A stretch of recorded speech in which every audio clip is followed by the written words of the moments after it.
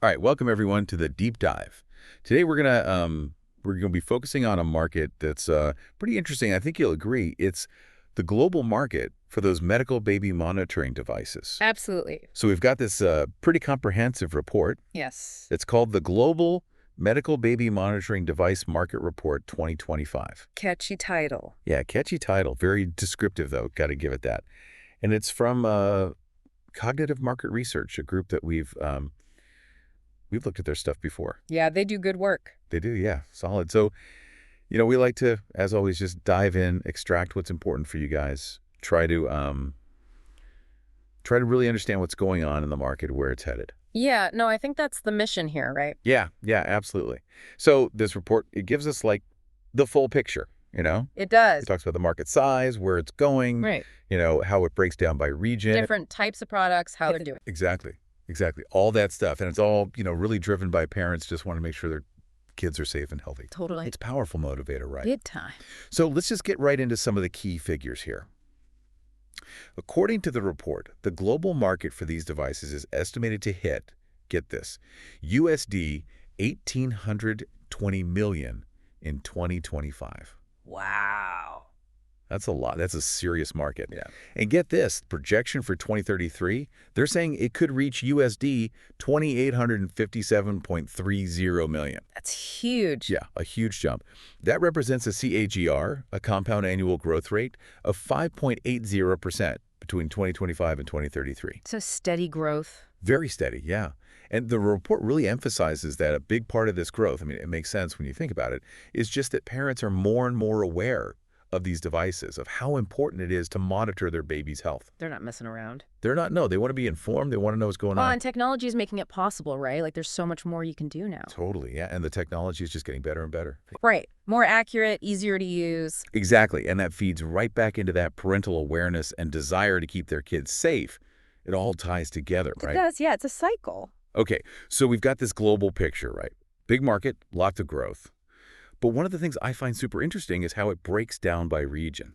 Yeah, because it's not the same story everywhere, right? Exactly, and that's where this report gets really insightful. It's not just like, oh, everything's great. It's like, okay, here's where things are really taking off, here's where it's a little slower, and here's why. So they look back at data from 2021 to 2024, that's like our historical context. Then they give us an estimate for this year, 2025, and then they project all the way out to 2033. Which gives us a nice trajectory. Exactly, yeah. It's like we can see where things are going, and it makes you think, I wonder what's going to happen in those regions. And why? And why, yeah, exactly. So let's start with North America, because they're kind of the big dog right now, right? They are the dominant market. Over 40% of the global revenue comes from North America, which is a pretty big chunk of the pie. Huge chunk. What's that? Like USD 673.40 in 2025. Yeah, you got it. But here's the thing. Their projected growth, while still significant, it's a bit more conservative than some other regions. Interesting. So their CAGR from 2025 to 2033, it's sitting at 4.3%. Okay, so still growing, but maybe they're just already kind of, I don't know, saturated. Yeah, it could be a maturity thing, right? Like they've already got a pretty well-established market for these devices. That makes sense. And within North America, obviously the U.S. is like the big player. Oh, yeah, big time. Their market size in 2025 estimated to be USD 531.31 million. Wow. With a projected CAGR of 4.1%. Okay, so right in line with the overall North America trend. And the report specifically calls out technological advancements as a key driver in the U.S. What do you think they're talking about there? I mean, what kind of advancements are we seeing? Well, you got to think about things like the wearable devices, right? Yeah, smartwatches for babies, that kind of thing. Exactly. And then there's AI, artificial intelligence. Oh, right. Like algorithms that can analyze data. Exactly. So they can analyze a baby's sleep patterns, breathing sounds, all that, and do it way more accurately than before. And potentially catch problems earlier. Exactly. And that's a huge selling point for parents, that peace of mind. Totally. And it's not just the U.S., right? Canada's got a decent market too. USD 80.81 million in 2025. Yep. With a slightly higher CGR, 5.1%. Okay, so a little faster growth there. Mm-hmm. In Mexico, they're coming in at USD 61.28 million with a 4.8% CGR. Not too shabby. Not bad at all. And it's interesting, the report points to some specific factors driving these numbers in each country. Like what? Well, for Canada, they say it's the integration with smart home systems. Ah, so parents want everything connected. Yeah, like they want to be able to check on the baby monitor through the same app they use for their lights and thermostat, that kind of thing. Super convenient. And then for North America as a whole, the report lists a bunch of factors driving the market. Give me the rundown. Okay, so we've got parental awareness, obviously, that's a big one. Yeah. And sadly, the number of premature births, which obviously requires a lot of monitoring. Right. Then there's just the overall demand for real-time health tracking. Parents want to be able to see what's happening with their baby at any moment. Uh-huh. Makes sense. And then, of course, we've got those technological advancements, AI, Sure. wireless connectivity, all that good stuff. Mm-hmm. Yeah. And then there's the fact that North America spends a lot on healthcare in general. Right. So that kind of trickles down to this market too. And then we've got, the big players in the market. They're constantly innovating, coming up with new devices. Is the market moving? It does, yeah. Uh-huh. And then we've got government support for neonatal care, so that helps too. Of course. And then there's the ongoing concern about AI's sudden infant death syndrome, which unfortunately is a real motivator for a lot of parents. Yeah. Understandable. Yeah. And then lastly, there's the increasing number of working parents, so they really rely on these devices for peace of mind while they're away from their babies. Makes sense. It's a pretty comprehensive picture, right? It is. Yeah. It's a mature market. That's clear. Yeah, well-developed, lots of factors at play. Okay, so let's shift gears and look at Europe, because they're the second biggest market, right? Yeah, that's right. Europe accounts for over 30% of the global revenue. Okay, still a big player. Absolutely. Their market size in 2025 is estimated to be USD 527.80 million. Gotcha. And their projected CAGR from 2025 to 2033 is 4.9%. All right, so steady growth there too. Yep. But what's interesting to me is how the growth rates vary within Europe. Oh, absolutely, yeah. Like the UK, they're projected to have a CGR of 5.7%. Okay, that's pretty good. Yeah, and Germany, they're at 5.1%. All right. But then you've got France, a bit lower, at 4.1%. Interesting. And what about Italy? They're projected at 4.3%. Okay. Russia, 3.9%. Gotcha. Spain, 4%. Sweden, 5%. Wow, okay, so it's all over the map. It is. Denmark, 4.7%. Switzerland, 4.5%. All right. And even Luxembourg, they're showing strong growth, projected CAGR of 5.2%. Wow, okay, I wouldn't have expected that. Yeah, and then the rest of Europe, collectively, they're anticipated to grow at a rate of 3.6%. So some real variation there. I mean, it makes you wonder what's going on in those individual countries, right? Like, why is the UK growing faster than France? Well, that's the million-dollar question, isn't it? Yeah. Could it be something about their healthcare systems? Maybe. Or it could be cultural, right? Like, Yeah. how comfortable are people with using technology for parenting in different countries? Yeah, good point. And maybe it has something to do with how developed their e-commerce is or their retail networks. Right. Like, if it's hard to buy these devices, that's going to slow things down. Makes sense. So the report talks about some of the overall drivers in Europe, and there's definitely some overlap with North America, which makes sense. Yeah, like what? Well, parental awareness is still huge, and the need for neonatal care, the advancements in medical technology, preterm births, those are all still factors. Right, those are global trends. Exactly. But then they also highlight some things that are more specific to Europe, Like government policies. Apparently, Europe has a lot of policies that are favorable to this market. oh, interesting. Yeah, and they've got strong safety regulations. Makes sense. So that kind of creates a more, standardized and maybe trustworthy environment for these devices. Yeah, I can see that. And then they also mention AI and the Internet of Things. That's coming up everywhere, it seems. Huh. The future is connected. It is. And then, working parents, hospital infrastructure, telehealth, all of that is contributing to the growth in Europe. A complex mix, for sure. It is, yeah. Lots going on there. Okay, so let's move on to a region that's really, really interesting because they're predicted to just explode in terms of growth. Asia Pacific, right? You got it, APAC. That's the one to watch. It is. They're currently at about 23% of the global revenue. Which is already a decent chunk. It is, yeah. Yep. USD 436.80 million in 2025. Gotcha. But their projected CGR, are you ready for this? Hit me. 8.5%. Wow, that's serious growth. That is serious growth. That's the highest of any region in the report. So basically, APAC is where the action is going to be. It seems that way, yeah. Yeah. And it's not just like one country in APAC. It's like the whole region is just on fire. Yeah, break it down for me. Okay, so China, they're at 8% CAGR, which is good. Mm-hmm. But then India, they're at 10.4%. Whoa. I know, right? It's crazy growth. Yeah. Japan, a little slower. It's 7%. Okay. South Korea, 7.6%. Gotcha. Australia, 7.8%. All right. Singapore, 8.8%. Wow. I know, crazy, right? Yeah. Taiwan, 8.3%, and then Southeast Asia as a whole is at 9.3%. So basically everywhere you look in APAC, it's booming. It is, yeah. And then the rest of APAC, they're at 8.3%. So what's driving all this growth? I mean, it's got to be more than just parental awareness, right? It is, yeah. I mean, parental awareness is definitely a factor, but it's more than that. Like what? Well, for one thing, birth rates are generally higher in a lot of APAC countries. More babies, more monitors. Exactly. And then you've got rising disposable incomes, so people have more money to spend on these kinds of things. Uh-huh. And those technological advancements we talked about, they're happening in APAC too. Right. So they're getting access to the latest and greatest. They are. And then there's the urbanization trend, so people are moving to cities, which can change family structures and support systems. So maybe they're relying more on technology to fill that gap. Could be, yeah. And then there's the rise of nuclear families, so again, I mean, less reliance on grandparents and extended family to help out. Interesting. Yeah. And then you've got government initiatives. They're pushing for better neonatal health care. Which is good. It is, yeah.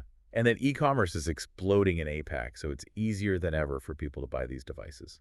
So that's removing a barrier. Absolutely.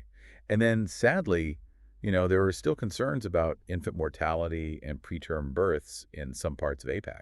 Right. So the need is definitely there. It is, yeah. It's a really interesting mix of factors, and it's clear that APAC is going to be a major force in this market going forward. It's going to be exciting to see how it plays out. I agree. Okay, so moving on to South America. Okay, what's the story there? So their market share in 2025 is projected to be over 5%. Right. Not as big as North America or Europe, but still. Still significant, yeah. USD 69.16 million in 2025, and their projected CAGR is 6.5%. Okay, so solid growth. Very solid. Brazil is leading the way, projected CAGR of 7.1%. Argentina, right behind them at 7.4%. And then you've got Colombia at 6.3%, Peru at 6.7%, Chile at 6.8%, and the rest of South America at 5.6%. So Brazil and Argentina are really driving things. They are, yeah. And the report points to some of the same drivers we've seen in other regions, like increasing awareness around neonatal care, birth rates, concerns about infant health, development of healthcare infrastructure, government initiatives, technological advancements, all of that. Right, the usual suspects. Exactly. But they also highlight the rise of disposable income in South America, which makes sense. Yeah, more people can afford these devices. Right. And urbanization is a factor, too. More people living in cities. And then something that's particularly relevant to South America is the growth of telemedicine. Yeah, because it's such a vast continent. Exactly. And telemedicine can really help people in remote areas access healthcare. So that could be a big driver for baby monitoring devices, too. It could, yeah. If parents can get remote consultations and support, they might be more likely to invest in these devices. Makes sense. Yeah. Okay, so let's move on to the Middle East. They're a smaller market, about 2% of global revenue, USD 72.80 million in 2025. Okay, smaller but mighty. Exactly. And their CAGR, 7.1%, very respectable. Definitely. Which countries are leading the charge there? So Saudi Arabia is at 7.4%, UAE at 7.6%, Turkey at 7.7%, Qatar at 6.6%, Egypt at 6.9%, and the rest of the Middle East at 6.3%. Interesting. So Turkey and the UAE are out in front? They are, yeah.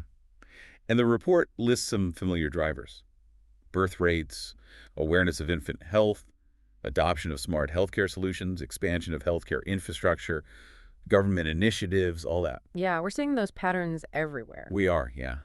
But one thing that stands out for the Middle East is their preference for advanced technology. Oh, interesting. Like they want the newest, most cutting-edge devices. It seems that way, yeah. And they're willing to pay for it, which makes sense given the high levels of disposable income in some parts of the Middle East. So it's a market that's ripe for innovation. Absolutely, yeah. And the governments in the Middle East are investing heavily in healthcare, so that helps too. It all adds up. It does, yeah. Yeah. Okay, last but not least, we've got Africa. The sleeping giant, right? They are, yeah. They're starting from a smaller base, about 1% of global revenue. Okay. USD 40.04 million in 2025, but their CAGR is 6.1%. Not bad at all. Not bad at all, especially considering the challenges that some parts of Africa face. Yeah, absolutely. South Africa is leading the way with a AGR of 7%, Nigeria at 6.3%, and the rest of Africa at 5.3%. So there's definitely potential there. Huge potential, yeah. And the drivers in Africa are really interesting because they highlight the potential impact that these devices can have. Like what? Well, there's increasing awareness of infant mortality rates, Mm. which unfortunately are still high in some parts of Africa. Right. So that's driving a lot of the demand for monitoring. And there's a growing recognition of the need for better neonatal care, Mm-hmm.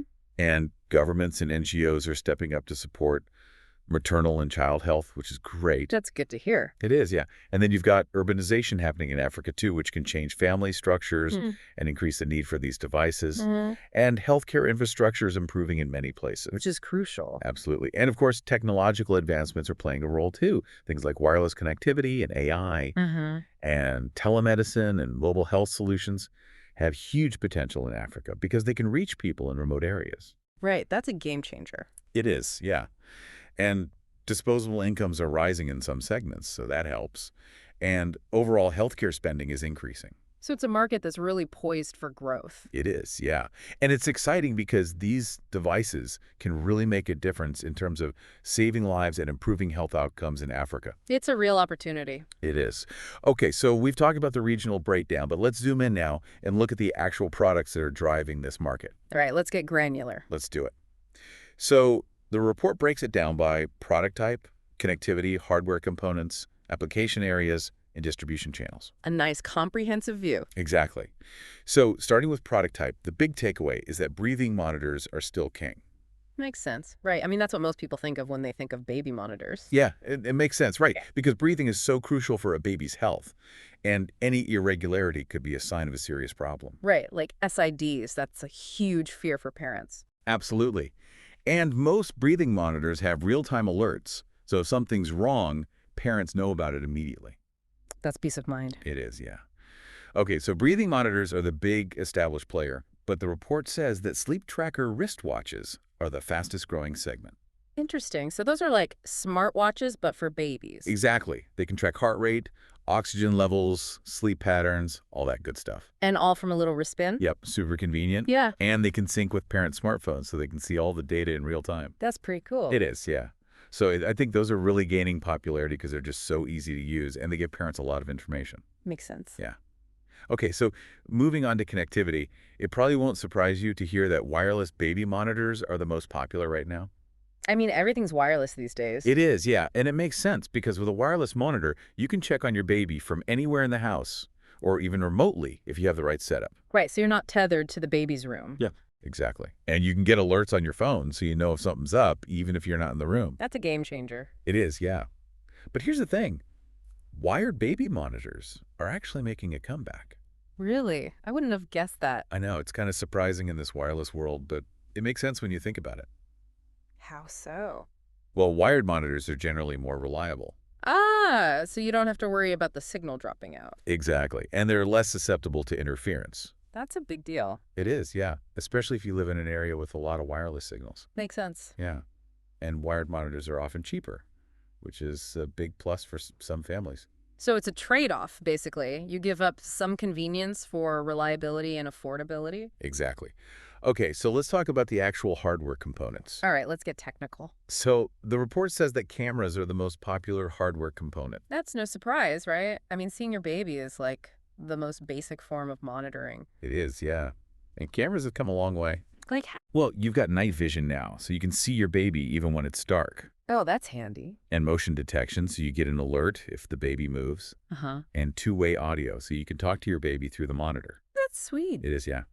And you can access the camera feed from your phone, so you can check on your baby from anywhere. So it's like a little security system for your baby. Kind of, yeah. Yeah. Okay, and then, just like we saw with the sleep tracker wristwatches, smart wearables are the fastest growing hardware segment. So again, it's all about that continuous, non-intrusive monitoring. Exactly. Smart socks, wristbands, patches, they can all track vital signs in real time without the baby even really noticing. That's pretty amazing. It is, yeah. And they're super convenient for parents because they don't have to worry about bulky monitors or wires. So it's a win-win. It is.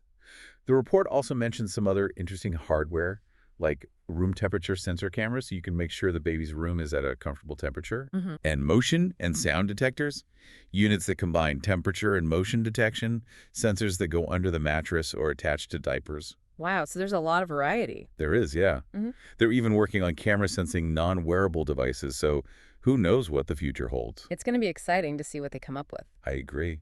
Okay, so let's shift gears again and talk about where these devices are being used. Okay, so beyond just the home. Exactly. So the biggest market right now is hospitals.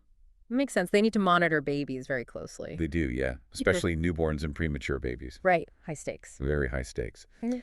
But the home nursery segment is growing rapidly, which shows that more and more parents are bringing this technology into their homes. Which makes sense, right? Like if you can afford it, why not have the peace of mind? Exactly. And the report mentions residents as another application area. Residents, like people who live in a certain area. I'm not sure they don't really elaborate. It could be assisted living facilities or maybe even daycares. Who knows? Interesting. So maybe there are some niche applications that we haven't even thought of yet. Could be, yeah. Okay, so last thing on the market breakdown is distribution channels. All right, so how are people buying these things? So right now, offline channels are still the biggest. Offline, so like brick and mortar stores. Exactly. Yeah. Uh, And that makes sense because when you're buying something as important as a baby monitor, a lot of people want to see it in person, talk to a salesperson, maybe get some advice. Wait, especially if it's your first baby, you probably have a million questions. Exactly. But online sales are growing fast. Well, yeah, I mean, that's the trend with everything these days. It is, yeah. And it makes sense because online you can compare prices easily, read reviews, get all the information you need. And you don't have to leave the house. Exactly, which is a big plus when you've got a newborn. For sure. Okay, so we've covered the market breakdown. Now let's step back and talk about the big picture. Like what's driving this market, what's holding it back, and what are the trends to watch? All right, the macro view. Exactly. So on the driver's side, we've got those technological advancements we keep talking about, things like wireless technology and the Internet of Things, that's making these devices more sophisticated and easier to use. And then there's the increasing amount of money being spent on neonatal care globally. That's a big driver. Right, because hospitals are a major customer for these devices. They are, yeah. And then there's just the overall demand from parents for remote monitoring. You know, people want to be able to check on their babies from anywhere. It's a connected world. It is. Okay, so those are the drivers. Now let's talk about the restraints. The big one is cost. These devices can be expensive, which unfortunately means that not everyone can afford them. Right, that's a real issue. It is, yeah. And then there's also a lack of awareness. In some regions, people just don't know about these devices or understand how they can benefit them. So education is key. It is, yeah. Uh, Okay, and then lastly, let's talk about trends. The big one is the shift towards wearable and non-invasive devices. right, like those smart socks and wristbands we talked about. Exactly. People want devices that are comfortable for their babies and that don't interfere with their daily lives. Makes sense. Yeah. And then there's the integration of AI, which is just going to keep getting more sophisticated. So we'll see even smarter devices in the future. Absolutely. Okay, and then the last thing the report touches on is the competitive landscape, which is pretty intense. Lots of companies vying for a piece of the pie. There are, yeah, and they're all focused on making the smartest, most connected, most user-friendly devices. It's a race to the top. It is, yeah. And they're doing it through partnerships, mergers and acquisitions, and constantly coming up with new products. So it's a dynamic market. Very dynamic. So to sum up, the global medical baby monitoring device market is big, it's growing fast, and it's constantly evolving. It's an exciting space to watch. It is, yeah. So what were the biggest takeaways for you from this report? Honestly, the thing that blew my mind was the projected growth in APAC, like 8.5% CAGR. That's insane. It is crazy, yeah. And it just shows you how much potential there is in that region. Totally. And then the other thing that really stood out to me was the rise of smart wearables. It's clear that parents are looking for devices that are less intrusive and more comfortable for their babies. Makes sense. Yeah. And then, North America is still a major player, and they're going to continue to be for the foreseeable future. Absolutely. And online and offline channels are both important. So companies need to have a good strategy for both. Right. You can't just focus on one or the other. Nope. So whether you're interested in healthcare technology, parenting trends, or just global business, this is a market to keep an eye on. Absolutely. All right, so before we wrap up, any final thoughts? I think it's fascinating how technology is changing the way we parent, you Yeah. know? Like, we have so much more information about our baby's health than ever before. Yeah, it's true, yeah. But it also raises some questions, right? Like, how much information is too much? Right. And who has access to that information? It's something to think about. It is, yeah. Yeah. All right, well, that's a great note to end on. Thanks for joining us for this deep dive. My pleasure. And we'll catch you next time. See ya. Bye.